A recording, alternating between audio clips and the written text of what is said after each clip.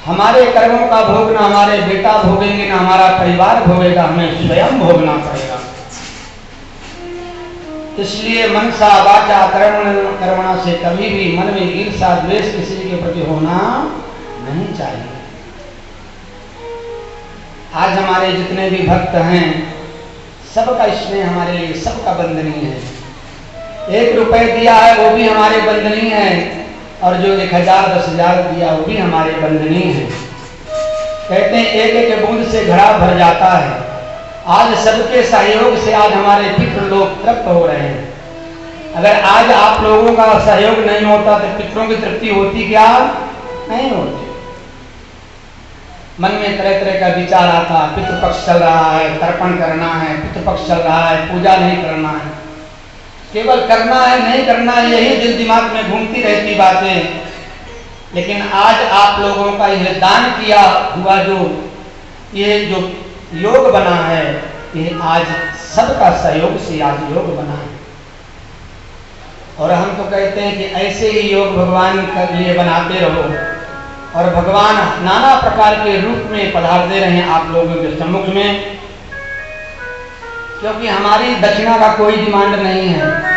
पंडित जी को 10,000 चाहिए कि 11,000 चाहिए कि 51,000 चाहिए। हमारी प्रसन्नता इसमें है कि हमारे जो भक्त आए खूब प्रसन्न होकर के जाए। और हमारी यही दक्षिणा है।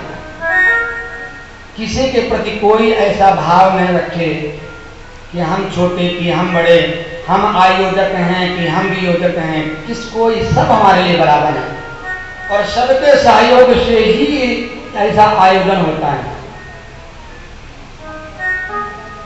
सुखदेव जी महाराज राजा परीक्षित को 14 लोगों का वर्णन किया कि राजन 7 लोक नीचे 7 लोक ऊपर में सभी देवी देवताओं का अंश है, दैत्यों का लोक है। लेकिन ये जो मृत लोक है, मानवों का लोक है, इस लोक में साधक आराधक इतना साधना करते हैं कि भगवान जिस लोक में भी रहते हैं उस लोक को त्याग करके यहाँ पे आते हैं। इस भारत भूमि इतनी पवित्र भूमि है, दुनिया में दूसरी कोई भूमि नहीं है।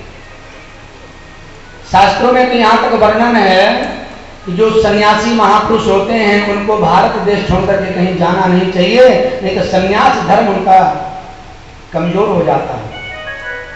सन्यासी वही जो अपने देश में रहे, अगर समुद्र का लंघन कर दिया वो सन्यास कमजोर हो जाता है।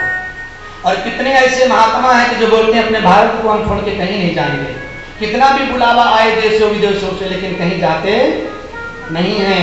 क्योंकि कहा गया है इस देश में आने के लिए देवता भी हाथ जोड़ रहे भगवान नारायण से। अहो अमीशां किम कार्य शोभनम प्रसन्न एशां स्वयं स्वदत हरि। देवता भगवान से वंदना करते हैं कि प्रभु मृतलोक के वासी बहुत सुखी हैं, बहुत आनंदित हैं, किसी के जीवन में कोई क्लेश दुख नहीं है। क्यों? बोले सारा दिन सुबह से शाम तक हरि का भजन करते हैं, काम भी करते हैं और हरि का भजन भी करते हैं। प्रभु अन्य लोगों में तो केवल भोग में लगे हुए हैं, लेकिन योग करने का किसी की मति बुद्धि नहीं है। और प्रभु मैंने देखा कि आपसे भी नहीं रहा जाता, आप अपना लोक छोड़ करके मृतलोक में चले जाते हैं भक्तों के पास में। तो कहा गया है नयत्र, जहां पे भगवान की कथा ना होती हो, जहां भगवान का जन्मोत्सव न मनाया जाता हो, जहां भगवान का विवाहोत्सव न मनाया जाता हो, ऐसा लोक हमें अच्छा लगता नहीं है। यही एक ऐसा जगह है कि हर उत्सव मनाया जाता है, बाकी किसी लोक में नहीं। इस धाम की, इस लोक की बड़ी प्रशंसा देवताओं ने किए हैं। देवता बोलते हैं कि अगर हमारा प्रभु अगर हमारे कर्म से, हमारे सेवा से आप प्रसन्न हो तो भारत में हमारा जन्म हो, कहीं अन्य देशों में जन्म नहीं होना चाहिए। सुखदेव जी कहते हैं कि राजन कर्म से ही जीव को शरीर मिलता है। जैसा कर्म करता है वैसे उसकी योनि परिवर्तित होती है। हमने बहुत अच्छा कर्म किया है इसलिए हमें मनुष्य योनि मिली। हमने बहुत अच्छा कर्म किया है तो हमें ब्राह्मण कुल में जन्म मिला, हमने बहुत अच्छा कर्म किया है कि यज्ञोपवीत धारी बने हैं, और हमने बहुत अच्छा कर्म किए होंगे जो वेद वेदांत का पठन किए हैं। भगवान कहते हैं कि मम प्रिय मम सब जन उपजाए, यहीं पर मनुष्य मोहि अति भाए। भगवान कहते हैं कि हर जीव को मैंने जन्म दिया है, लेकिन मनुष्य सबसे मुझे प्रिय है।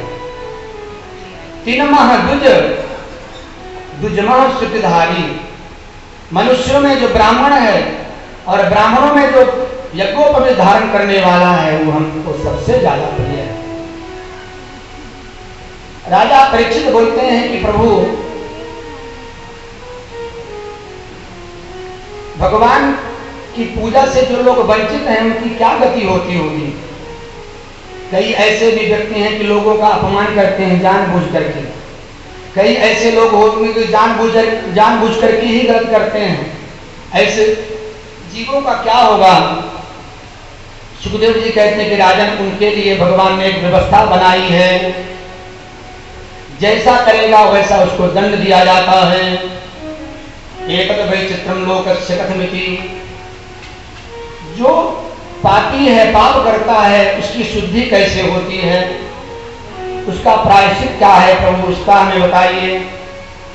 सुखदेव जी कहे राजन, 28 प्रकार के नरकों का उन्होंने वर्णन किया है। अन्य शास्त्रों में, पुराणों में हजार सैकड़ों नरकों का वर्णन किया है, लेकिन भागवत महापुराण में 28 नरकों का वर्णन किया गया है। राजा परीक्षित बोलते हैं कि प्रभु, जीव पाप ही क्यों करता है, नरक में जाने के लिए रास्ता ही क्यों बनाता है। बोले उसके कर्म कमजोर होते हैं, इसके वजह से उसकी बुद्धि मलिन हो जाती है। एक रोटी से भी हम जी सकते हैं, हम मरेंगे नहीं, लेकिन फिर भी 4 रोटी खाते हैं, 4 लोगों का हक हम ले लेते हैं। तो क्या करना चाहिए। बोले उनको प्रायश्चित एक ही है कि भगवान का नाम लेना चाहिए। राजा बोलते हैं कि हे गुरुदेव, ये नरकों का जो आप नाम ले रहे हैं, बता रहे हैं, वो नरक कहाँ है।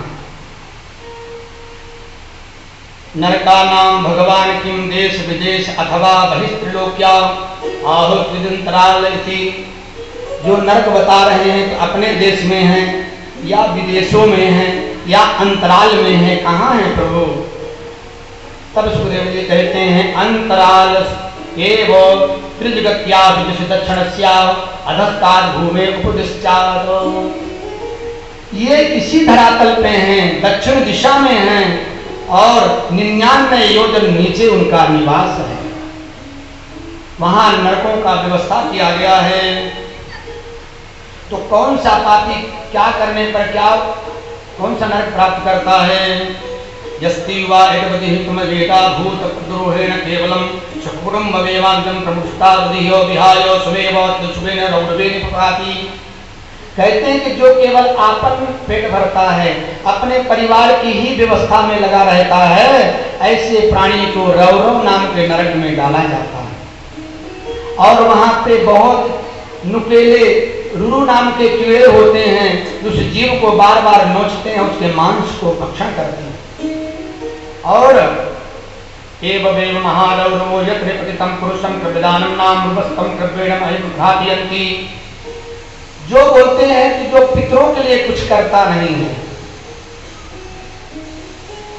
पितरों के लिए ना ब्राह्मण का भोजन नहीं करवाता है, पितरों के लिए भगवान भागवत कथा नहीं श्रवण करवाता है, पितरों के लिए कोई मुक्ति का साधन नहीं करता है, ऐसा व्यक्ति महारौरव नाम के नरक में जाता है। और वहां जाकर के केवलम देहम भरा, वो भूख प्यास से व्याकुल बेचैन इधर उधर भ्रमण करता है। उस जीव को कुछ मिलता नहीं। जमराज से बोलता है कि प्रभु खाने के लिए दीजिए, बोलते हैं तूने कुछ किया नहीं, ना हक किया ना कब्र किया है, ना देवताओं को दिया है ना पितरों को दिया है, और किसी का मांस नोच करके उसको उसके सामने रखा जाता है। यस्तु ही वै निजदेव कथादना बाजमगता पाखंडम जोगत सकृत परम प्रवेश कसिया। बोलते हैं कि जो पाखंड का रूप धारण करता है, ब्राह्मण नहीं है फिर भी ब्राह्मण बन गया, साधु नहीं है फिर भी साधु बन करके भेष बना करके घूम रहे हैं, वेद का अध्ययन नहीं किया है फिर भी वेदांती बन रहे हैं, ऐसे जो व्यक्ति होते हैं पाखंडी होते हैं वो अतिकुंभ नाम के नरक में जाते हैं, जहां तरह तरह के वहां पे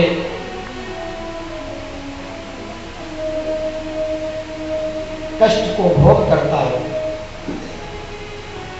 इतने नरकों का वर्णन किए कि राजा परीक्षित बेचैन हो गए, बोले हो हे गुरुदेव अभी नरकों का वर्णन हमें समाप्त करिए, मैं सुनना नहीं चाहता, मैं सुन नहीं पाऊंगा। कोई ऐसी कथा सुनाइए कि क्या पापी भी अगर मुक्त हुआ है भगवान का नाम लेने से, ऐसी कोई कथा हो तो कृपा करके बताइए कि जान में अनजान में अगर पाप हो गया हो तो उसका प्रायश्चित क्या है। तब वो एक कथा सुनाते हैं, भगवान का नाम तारे है तुमने लाखों, हमें भी तारो तो हम भी जाने। सुना है तारे है तुमने लाखों, हमें भी तारो तो हम भी जाने। सुना है तारे है तुमने लाखों, हमें भी तारो तो हम भी जाने।